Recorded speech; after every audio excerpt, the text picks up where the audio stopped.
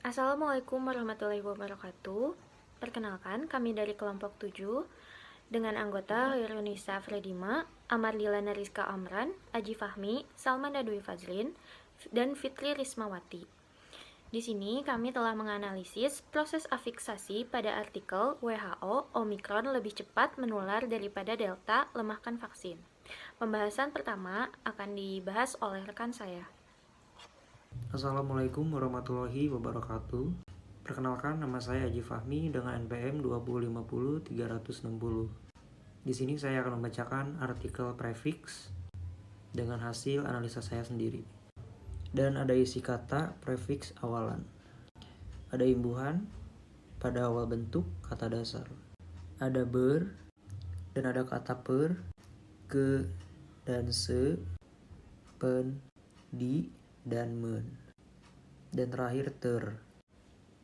Bait ke-1 ada kata ber ditambah kata kerja sama dengan bekerja. Dan ada di bait kedua kata ke ditambah 1 sama dengan ke-1.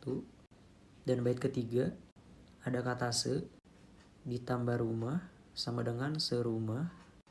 Dan bait 4 terakhir ada kata pen ditambah kata makan sama dengan pemakan. Dan di sini saya akan membacakan isi tabelnya hasil analisis prefix.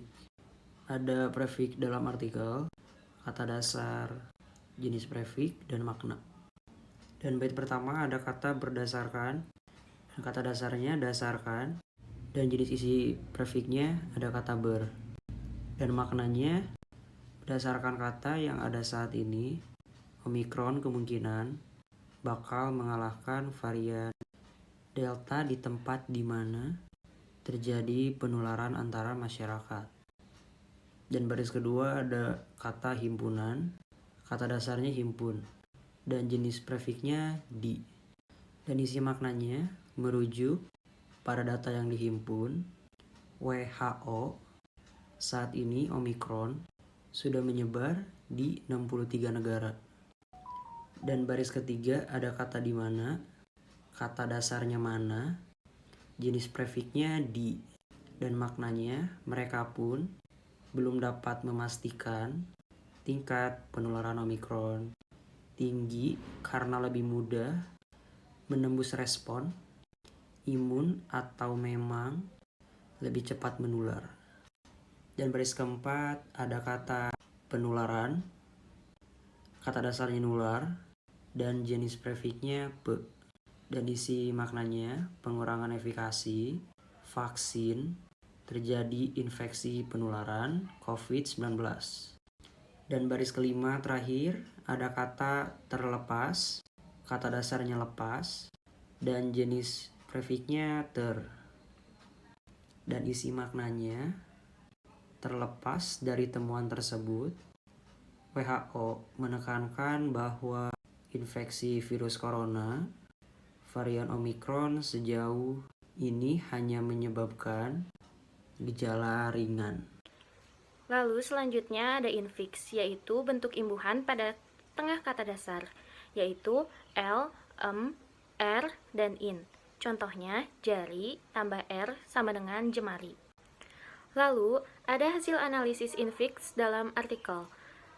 Yang pertama, ada menular dengan kata dasar tular, jenis infection, lalu makna katanya menjangkit tentang penyakit atau benih penyakit.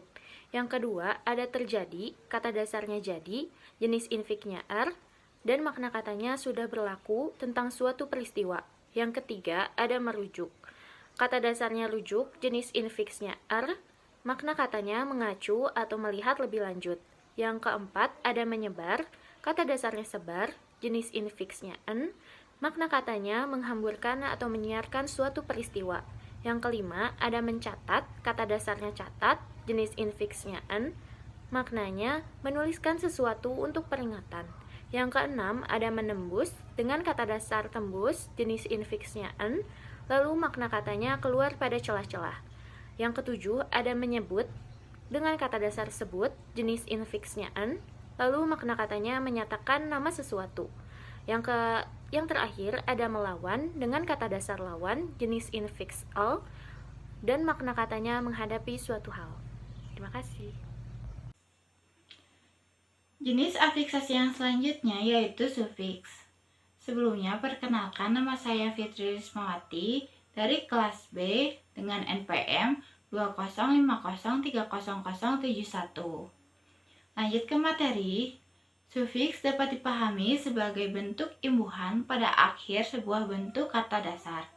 Menurut Nur Fauziah dan Latifah tahun 2019, mengungkapkan bahwa sufiks merupakan sebuah proses pemberian imbuhan yang menempatkannya pada akhir setelah kata dasar.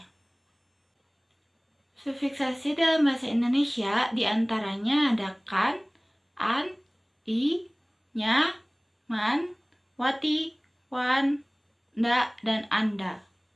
Pada sufiks ada juga sufiks serapan dari beberapa bahasa. Misalnya bahasa Arab, yaitu sufiks ah dan i yang diterapkan pada kata hewani dan ilmiah. Sedangkan dari sufiks bahasa Barat ada is, if, isme, dan al. Proses sufiksasi ini menambahkan sufiks pada akhir kata dasar. Contohnya, sastra ditambah sufiks wan menjadi sastrawan. Juga pada kata duduk ditambah sufiks kan menjadi dudukan. Hasil analisis sufiks dalam artikel terdapat sufiks kan pada judul berita tersebut, yaitu pada kata lemahkan, di mana kata dasarnya yaitu lemah ditambah sufiks kan. Lalu dalam paragraf keempat terdapat sufiksnya pada kata kasusnya, di mana kata dasarnya yaitu kasus ditambah sufiksnya.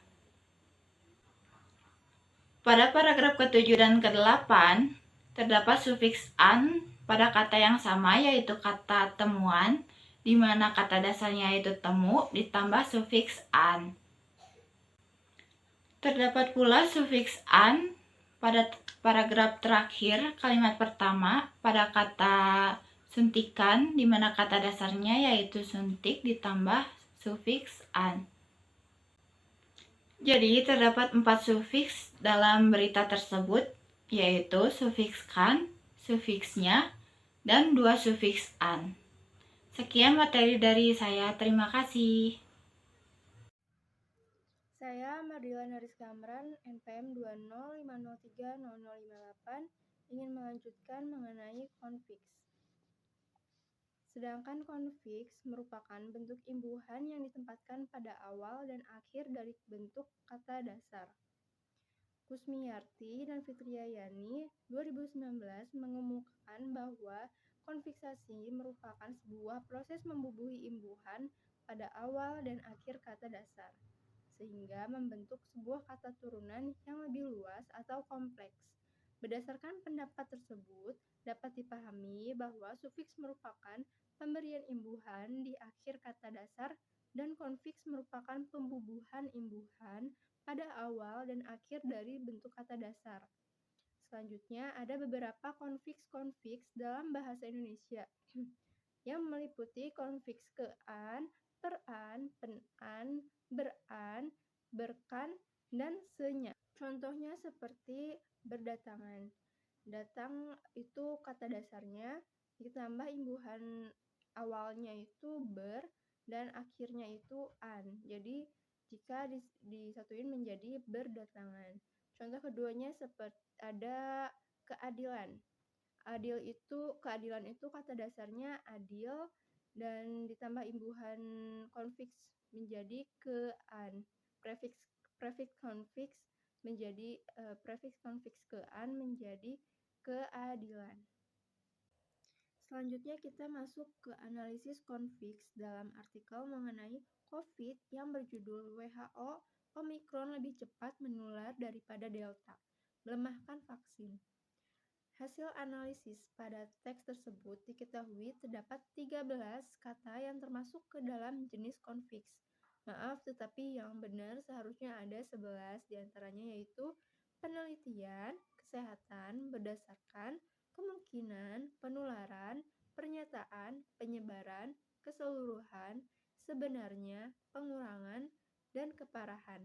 Di sini terdapat 4 imbuhan pen-an, 4 imbuhan ke-an, 1 imbuhan ber-an, 1 imbuhan per-an, dan 1 imbuhan se-nya. Pada imbuhan ke-an, contohnya seperti kata keseluruhan. Keseluruhan memiliki kata dasar seluruh yang dibentuk oleh imbuhan ke-an, yang dimana imbuhan ke terletak di depan kata dasar seluruh, dan an terletak di akhir kata dasar seluruh. Begitu pula dengan kata-kata yang lain yang termasuk ke dalam jenis konfiks. Yang terakhir ada kombinasi afiks. Jadi kombinasi afiks ini adalah kombinasi dua afiks atau lebih yang digabungkan dengan kata dasar. Ada beberapa kata yang termasuk ke dalam kombinasi afiks, yaitu mekan, mei, memperkan, memperi, berkan, terkan, perkan, pean, dan senya. Dari hasil analisis kombinasi afiks dalam artikel, saya menemukan 6 kombinasi afiks. Yang pertama itu ada pengurangan, yang mana kata dasarnya ngurang. Dapat diambil kesimpulan, imbuhan yang digunakan adalah imbuhan pe dan an, dan kata dasarnya yaitu ngurang.